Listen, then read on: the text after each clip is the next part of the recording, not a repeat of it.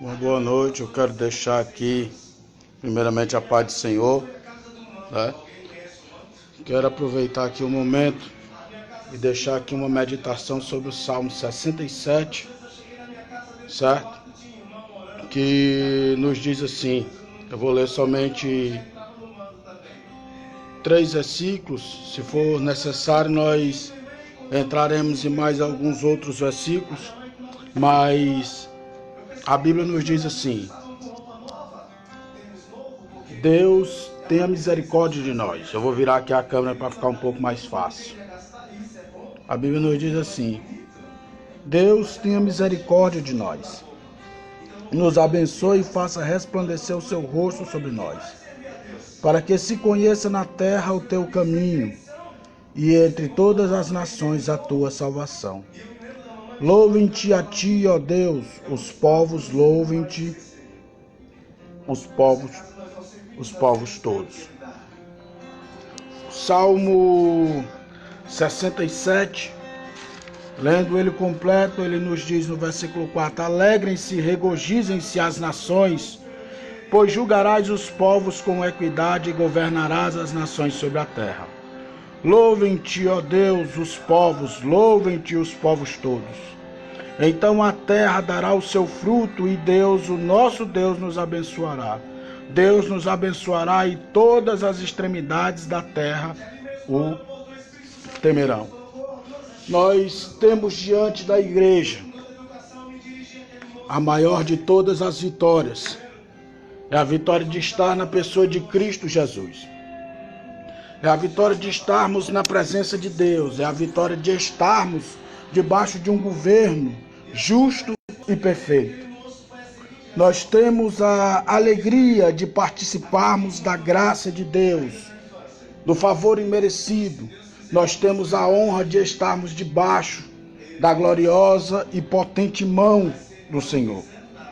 A igreja do Senhor, muitas das vezes, anda afligida, perseguida, maltratada, judiada, mas em muitos dos aspectos a igreja é mais do que vitoriosa. Primeiro, porque o nosso Deus tem misericórdia.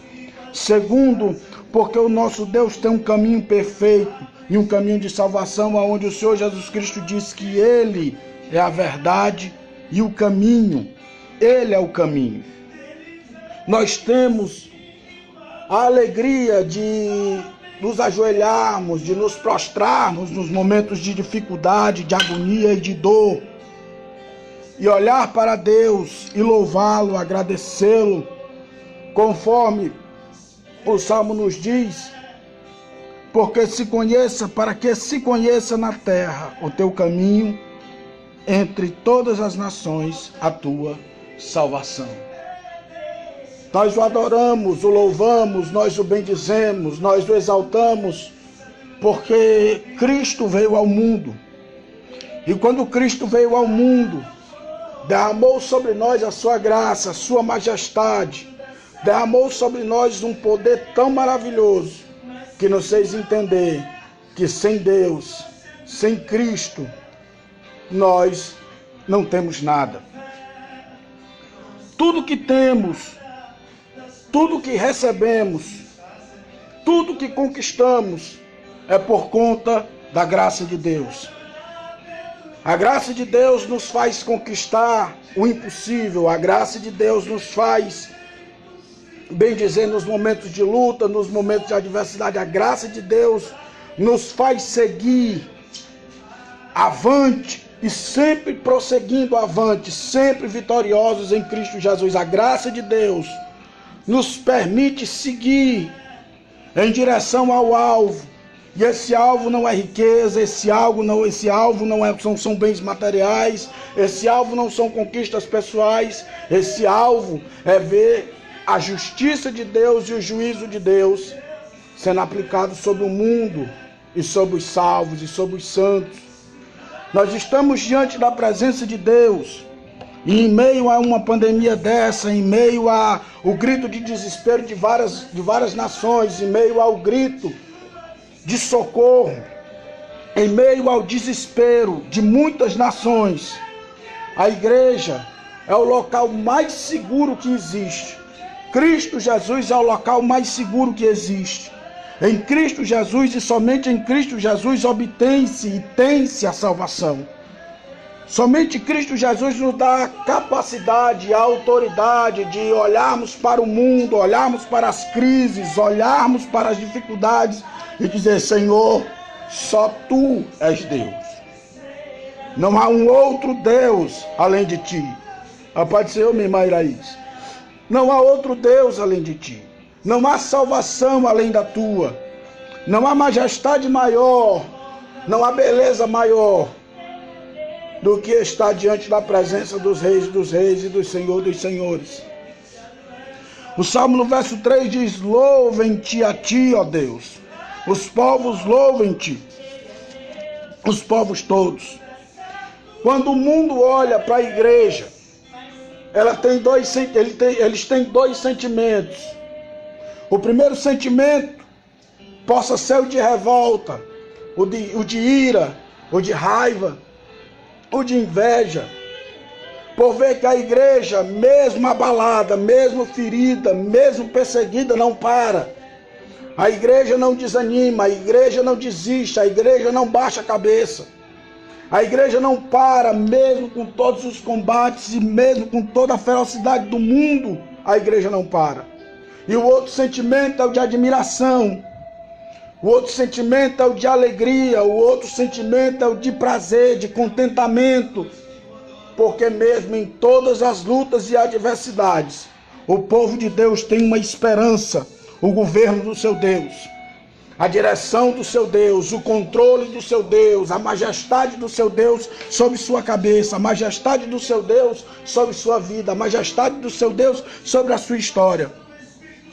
A igreja, ela pode passar por vários momentos, como a história mesmo já mostrou que a igreja já passou por várias e grandes adversidades. Mas em nenhum desses momentos você ouviu que a igreja de Cristo morreu, que a igreja de Cristo parou, que a igreja de Cristo foi sucumbida. Pelo contrário, quanto mais persegue, quanto mais luta, quanto mais vão contra a igreja de Deus, mais a igreja de Deus cresce, mais a igreja de Deus avança, mais a igreja de Deus conquista e mais a igreja de Deus mostra a quem verdadeiramente se deve adoração. A Deus, a Jesus Cristo, através da pessoa do Espírito Santo. E aqui vem o remédio para qualquer alma ferida, o remédio para qualquer dor, no versículo 4 que nos diz: alegrem-se, regozijem-se as nações, pois julgará os povos com equidade e governará as nações sobre toda a terra. Deus não desampara ninguém. Deus nunca vai desamparar um filho seu. Deus jamais abandonará a sua criação. Deus jamais deixará qualquer um dos seus filhos e servos abandonados. De maneira nenhuma. Pelo contrário. Em todos os momentos, em todas as circunstâncias, em todas as adversidades, como o apóstolo Paulo diz, a tribulação produz alegria. Nós somos perseguidos, mas não mortos. Somos afligidos, mas não paramos. Pelo contrário, o único alento do verdadeiro crente, do salvo, daquele que está na pessoa de Cristo Jesus, é a adoração. É quando olhamos para a cruz do Calvário. E lá naquele Calvário nós encontramos a solução.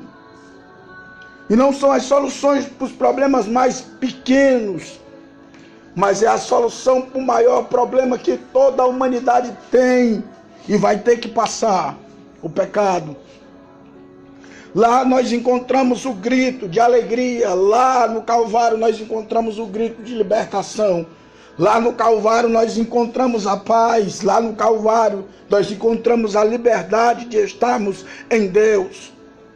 Lá no Calvário nós obtemos a alegria plena e perfeita, que é a alegria de não estarmos mais engodados com os laços do mundo, engodados com os laços da impiedade, engodados com os laços da prostituição, das drogas, da luxúria e de toda sorte de pecado que foi espalhado sobre a terra.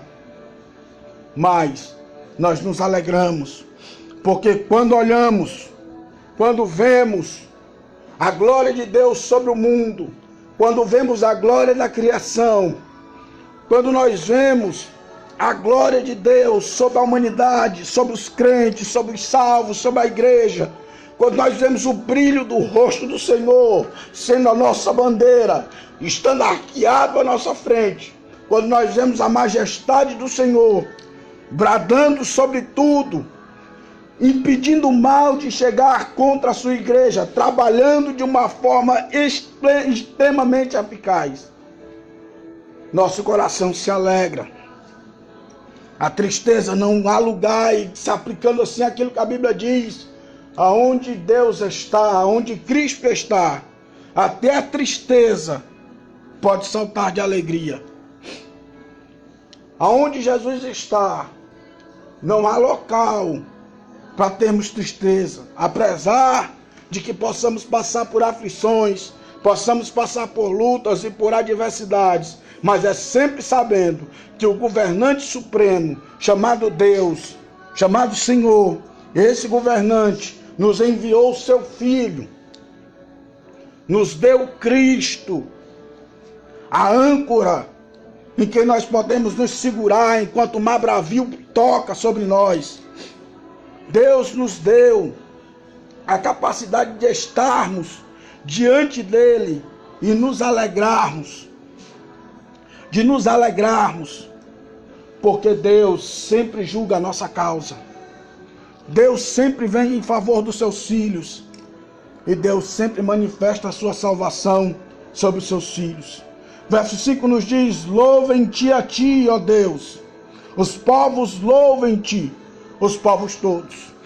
Quando os homens veem a glória de Deus sobre a igreja, quando os homens veem a igreja trabalhando e eficazmente crescendo e produzindo frutos dignos de salvação, os homens começam a dizer: ali vai uma igreja de verdade, ali vai gente salva, ali vai crente, ali vai salvo. E aí nós vemos que o povo, a humanidade, apesar de ter as duas visões, como eu falei no começo, mas também tem a visão da alegria, o prazer, o contentamento de estar diante da presença de Deus e ver Deus trabalhando de uma maneira incrível e poderosa sobre a sua igreja. E aí os homens começam a adorar, os homens começam a louvar a Deus, os homens começam a agradecer a Deus, os homens começam a bendizer o nome do Senhor, porque a salvação está próxima, porque a salvação foi erguida, porque nós temos o Calvário que nos mostra, que nos dá direção, nós temos o Calvário que nos dá certeza de salvação, nós temos a morte de Cristo e sua ressurreição como base suficiente para acreditarmos que a vida eterna é possível. Nós temos a Jesus Cristo, sabendo que mediante a todas as adversidades e dificuldades em que o mundo vai nos mostrar, a Bíblia nos diz que há um local seguro, há um local onde podemos derramar e se deleitar, como diz Mateus 11:28. Vinde a mim, todos os que estáis cansados e oprimidos, e eu vos aliviarei. Tomai sobre vós o meu jugo, porque o meu jugo é leve, como diz Jesus Cristo. Ele diz no verso 6, então a terra dará o seu fruto, e Deus, o nosso Deus, nos abençoará. Verso 7, Deus nos abençoará e todas as extremidades da terra o temerão. Nós temos um final de todas as histórias. Fim do mundo. A consequência do fim do mundo. E nós temos diante desse fim do mundo, nós não temos uma incerteza. Nós temos a certeza de estarmos em Cristo. Nós temos certeza de fazermos parte da colheita de Deus.